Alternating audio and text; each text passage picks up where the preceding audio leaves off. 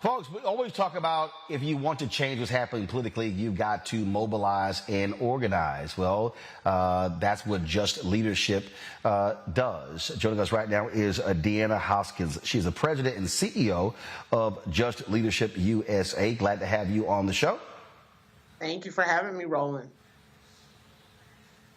All right, so for our audience, tell them exactly what does Just Leadership USA do?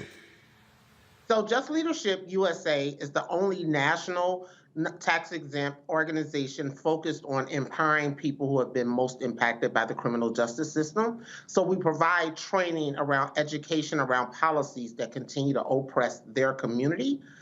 Moving into this weekend, we're actually mobilizing on a federal level around a JustUS Coordinating Council to address the issues and policies that have allowed the discriminatory practice that keeps us out of housing, employment, and medical opportunities after we have served our time.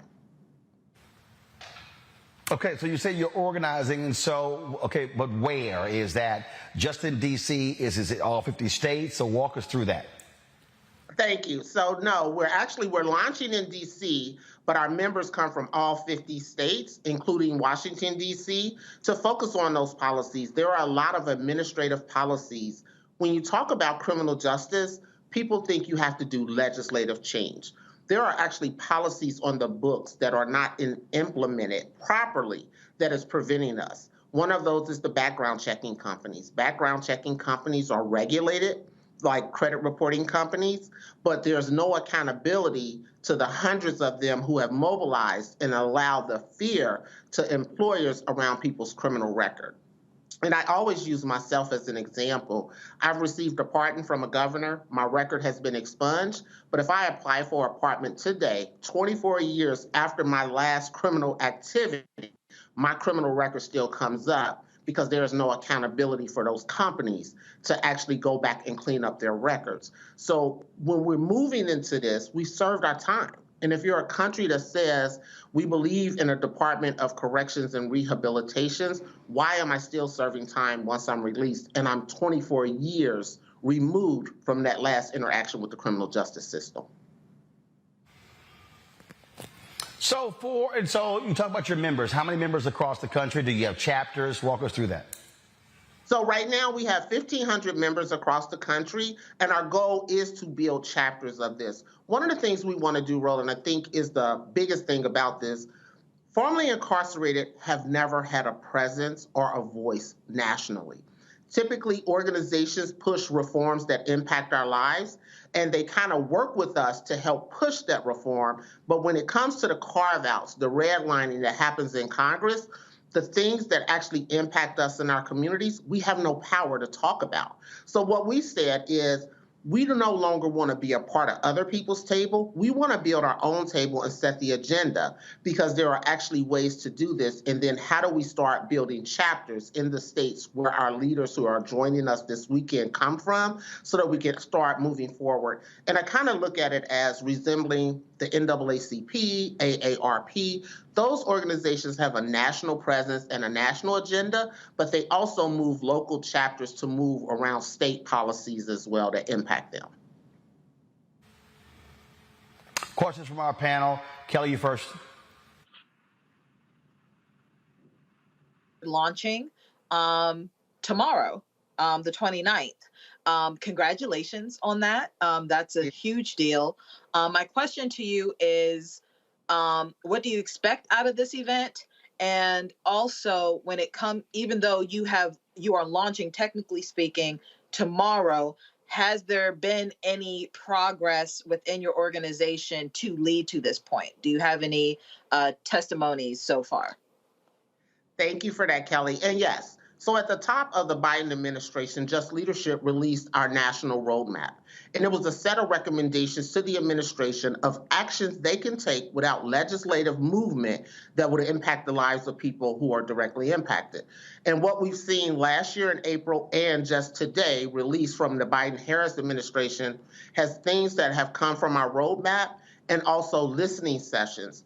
One of the things was accessing and removing a barrier, discriminatory practices around housing.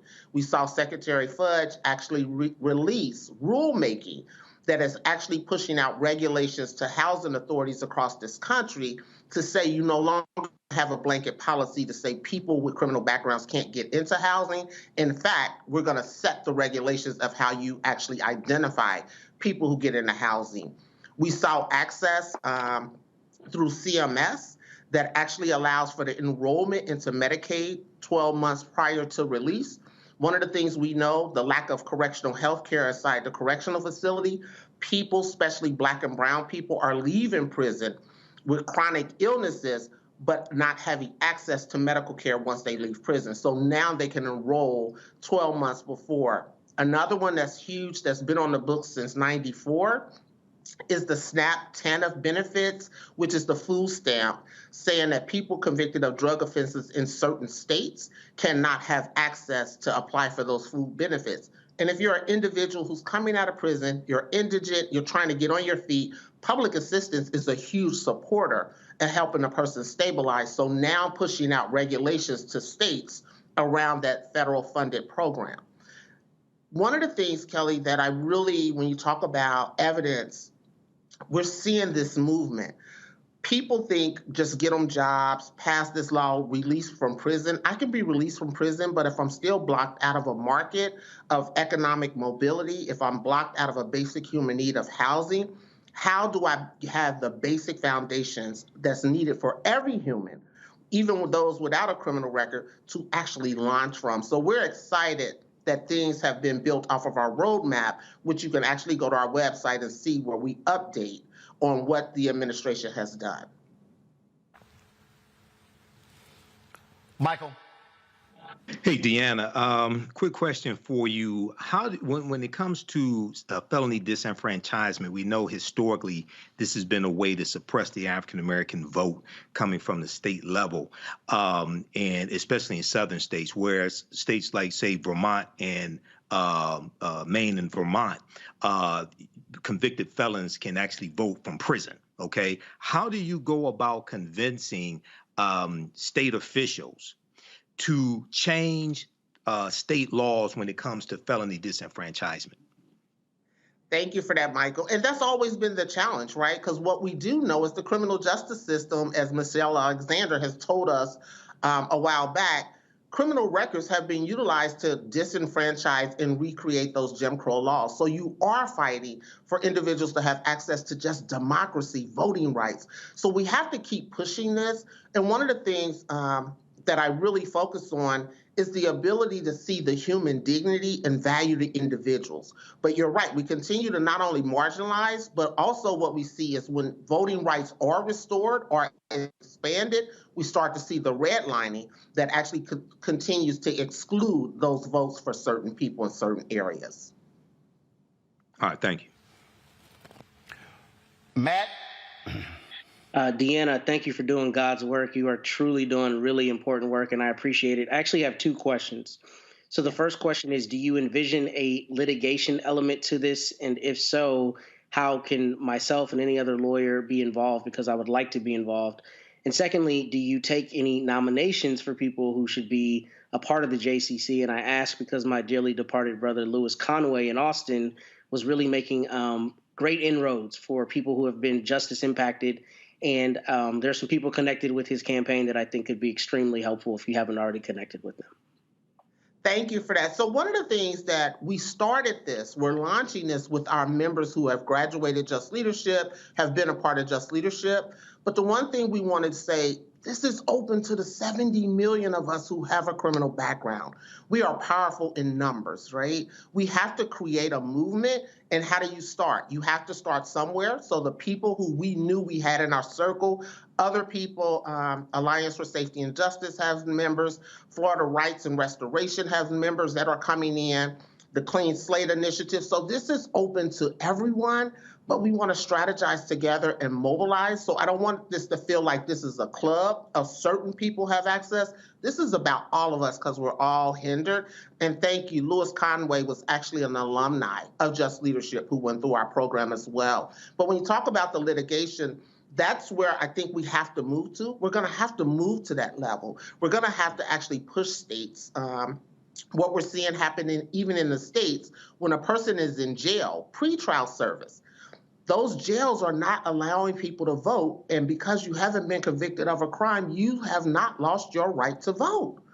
But we haven't been able to push sheriffs in localities. So I would love to work with you, strategize with you of how we get to start moving to actually have access to our rights that are ours. And I'll close with this on that one. This was a vision, and I think a lot of times we wait on people to do something for us, and we just have to be willing to have the courage to lean in and walk while scared and say, we're no longer going to be quiet. We're just no longer going to be quiet. You've already taken my rights. You've incarcerated a country, and you continue to oppress and marginalize us. And what we see in the streets during uprisings is a voice of people who have not been heard. So we're going to utilize our voice, we're going to elevate our voice. And at this time, I'm at a point, what do we have to lose? All right. Well, DeAnna, we certainly appreciate it. Thank you so very much. Good luck with the launch tomorrow, and we look forward to the work you guys are doing. Thank you, Roland. I appreciate you.